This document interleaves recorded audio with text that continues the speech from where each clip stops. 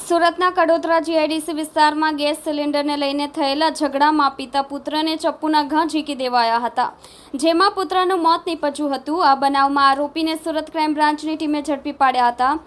ઘટના બાદ પોલીસે અલગ અલગ વિસ્તારોમાં ટીમ મોકલીને તપાસ શરૂ કરી હતી। સુરતના કડોદરા સ્થિત શ્રીનિવાસ ગ્રીન સિટી સોસાયટી પાસે રાકેશભાઈ ગુણવંતભાઈ મોદીના પુત્ર પ્રતીક સાથે કરિયાણાની દુકાન ચલાવીને ગુજરાન ચલાવે છે। તેઓએ નજીકમાં રહેતા હરેશ લોખંડેને ગેસનો બાટલો થોડા દિવસ વાપરવા માટે આપ્યો હતો, જેમાં ગત 30 મેના રોજ સવારના સમયે બાટલો પરત માંગતા હરેશ ઉર્ફે લોખંડે, સાગર ઉર્ફે કાળુ તથા સિદ્ધાંત ઉર્ફે બાબુરામે પિતા પુત્ર સાથે ઝઘડો કર્યો હતો, જેમાં પિતા પુત્રને ચપ્પુના ઘા ઝીકી દેવાયા હતા। આ બનાવમાં ગંભીર રીતે ઇજાગ્રસ્ત પ્રતીકનું મોત નીપજ્યું હતું। આ બનાવને લઈને કડોદરા જીઆઈડીસી પોલીસ મથકમાં હત્યા અને હત્યાના પ્રયાસનો ગુનો નોંધાયો હતો।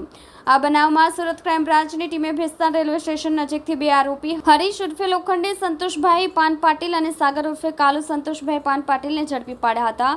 પોલીસના જણાવ્યા મુજબ આરોપી હરીશ ઉર્ફે લોખંડે અગાઉ કડોદરા પોલીસ મથકમાં હત્યાની કોશિશના ગુનામાં પકડાઈ ચૂક્યો છે। સુરત ક્રાઇમ બ્રાન્ચની ટીમે આરોપીનો કબજો કડોદરા જીઆઈડીસી પોલીસને સોંપ્યો હતો।